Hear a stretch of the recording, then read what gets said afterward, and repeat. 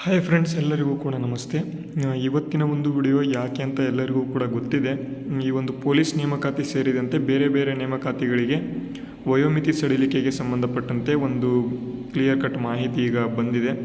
ಅದಕ್ಕೆ ಸಂಬಂಧಪಟ್ಟಂತೆ ಮಾಹಿತಿಗಳನ್ನು ಕೊಡ್ತಾ ಹೋಗ್ತೇನೆ. ವಿಡಿಯೋನ ಸ್ಕಿಪ್ ಮಾಡದೆ ಸಂಪೂರ್ಣವಾಗಿ ನೋಡ್ತಾ ಹೋಗಿ. ಅದಕ್ಕೂ ಮುಂಚೆ ನೀವೇನಾದರೂ ಫಸ್ಟ್ ಟೈಮ್ ನಮ್ಮ ಚಾನಲನ್ನು ನೋಡ್ತಾ ಇದ್ದರೆ ಎಲ್ಲರೂ ಕೂಡ ತಪ್ಪದೇ ಚಾನಲ್ನ ಸಬ್ಸ್ಕ್ರೈಬ್ ಮಾಡ್ಕೊಳ್ಳಿ. ಮುಂದೆ ಬರ್ತಕ್ಕಂತಹ ಎಲ್ಲ ಆಸ್ಪಿರೆಂಟ್ಸ್ಗೆ ಯೂಸ್ಫುಲ್ ಆಗ್ತಕ್ಕಂಥ ಇನ್ಫಾರ್ಮೇಷನ್ಗಳನ್ನು ಫ್ರೀಯಾಗಿ ನಮ್ಮ ಚಾನಲ್ನಲ್ಲಿ ನೀವು ನೋಡ್ಕೊಳ್ತಾ ಹೋಗ್ಬೋದು ಅಂತ ಹೇಳ್ತಾ ನೋಡಿ. ಮೊದಲನೇದಾಗಿ ಸರ್ಕಾರಿ ನೌಕರಿಗೆ 3 ವರ್ಷ ವಯೋಮಿತಿ ಸಡಿಲಿಸಿ ಆದೇಶ ಅಂತ ಇಲ್ಲಿ ಕೊಟ್ಟಿದ್ದಾರೆ. ಉದ್ಯೋಗ ಆಕಾಂಕ್ಷಿಗಳಿಗೆ ಸಿಹಿ ಸುದ್ದಿ ಅಂತ.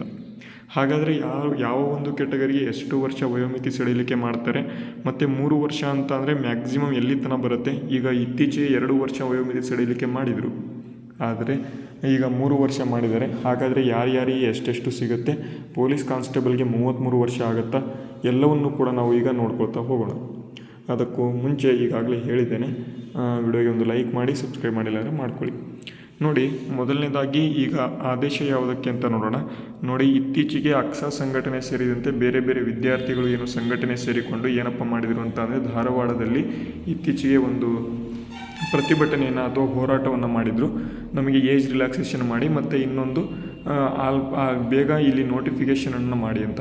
ಅದು ತಕ್ಷಣ ಎಲ್ಲರಿಗೂ ಕೂಡ ಏನು ಮೇಲೆ ಸರ್ಕಾರಿಯಲ್ಲಿ ಕೂತ್ಕೊಂಡಿರ್ತಕ್ಕಂಥ ಒಂದು ಸರ್ಕಾರದವರಿಗೆ ಅಥವಾ ಈಗ ಪ್ರೆಸೆಂಟಾಗಿ ನಡೆಸ್ತಾ ಇರ್ತಕ್ಕಂಥ ಒಂದು ಸರ್ಕಾರದವರಿಗೆ ಈ ಒಂದು ಕಿವಿಗೆ ಬಿದ್ದಿದೆ. ಅದಕ್ಕಾಗಿ ಈಗ ಏನಪ್ಪ ಮಾಡ್ತಿದ್ದಾರೆ ಅಂತ ಅಂದರೆ, ಸರ್ಕಾರಿ ನೌಕರಿಗೆ 3 ವರ್ಷ ಇಲ್ಲಿ ವಯೋಮಿತಿ ಸಡಿಲಿಸಿ ಆದೇಶ ಮಾಡಬೇಕು ಅಂತ ಇಲ್ಲಿ ಮಾಹಿತಿಗಳನ್ನು ಕೊಟ್ಟಿದ್ದಾರೆ. ಇಲ್ಲಿ ನೋಡ್ಬೋದು, ರಾಜ್ಯ ಸರ್ಕಾರದ ಎಲ್ಲ ನಾಗರಿಕ ಸೇವಾ ಹುದ್ದೆಗಳ ನೇಮಕಾತಿಯಲ್ಲಿ ಎಲ್ಲ ಪ್ರವರ್ಗಗಳ ಅಭ್ಯರ್ಥಿಗಳಿಗೆ 3 ವರ್ಷಗಳ ವಯೋಮಿತಿ ಸಡಿಲಿಕೆ ಮಾಡಿ ಸರ್ಕಾರ ಇಲ್ಲಿ ಸೋಮವಾರ ಆದೇಶ ಹೊರಡಿಸಿದೆ. ಎಲ್ಲ ಕೆಟಗರಿಯವರಿಗೂ ಕೂಡ ಸೇಮ್, ಬರೀ 3 ವರ್ಷ. ಇಲ್ಲಿ ಎಕ್ಸಾಂಪಲ್ ಯಾವ ರೀತಿ ಬರ್ಬೋದು ಅಂತ ಅಂದರೆ, ಈಗ ಜನರಲ್ ಕೆಟಗರಿಯವರು 27ನೇ ವಯಸ್ಸಿನವರೆಗೆ ಪೊಲೀಸ್ ಕಾನ್ಸ್ಟೇಬಲ್ಗೆ ಅರ್ಜಿಗಳನ್ನು ಸಲ್ಲಿಸುವವರಿದ್ದರೆ 30 ವರ್ಷ ತನಕ ಸಲ್ಲಿಸ್ಬೋದು. ಅದೇ ಇಲ್ಲಿ SC ಕೆಟಗರಿಯವರು ಈಗ 30 ವರ್ಷ ತನಕ ಅರ್ಜಿಗಳನ್ನು ಸಲ್ಲಿಸುವವರಿದ್ದರೆ 33 ವರ್ಷ ತನಕ ಸಲ್ಲಿಸ್ಬೋದು. ಈ ರೀತಿಯಾಗಿ ನಿಮ್ಮ ಒಂದು ಏನು ಏಜ್ ಲಿಮಿಟ್ ಎಷ್ಟಿದೆ ಅದಾದ ಬಳಿಕ ನೆಕ್ಸ್ಟು ಇಲ್ಲಿ ಎಷ್ಟು ವರ್ಷ ನಿಮಗೆ ಕೊಡ್ತಾರೆ? 3 ವರ್ಷ ಕೊಡ್ತಾರೆ. Normal age limit plus 3 years ಅಲ್ಲಿ ನಿಮಗೆ ಕೊಡ್ತಾ ಇದ್ದಾರೆ ಅಂತೇಳಿ ಕೊಟ್ಟಿದ್ದಾರೆ. 2027 ಡಿಸೆಂಬರ್ ಅಂತ್ಯದವರೆಗೆ ನಡೆಯುವ ಎಲ್ಲ ನೇಮಕಾತಿಗೆ ಈ ಒಂದು ಆದೇಶ ಅನ್ವಯಿಸ್ತದೆ. ಅಂದರೆ ಈಗ ಟೋಟಲ್ ಆಗಿ ಡಿಸೆಂಬರ್ 2027, ಇನ್ನೂ ಕೂಡ 2 ವರ್ಷ 2.5 ವರ್ಷ ಇದೆ, 2 ವರ್ಷ 3 ತಿಂಗಳಿದೆ.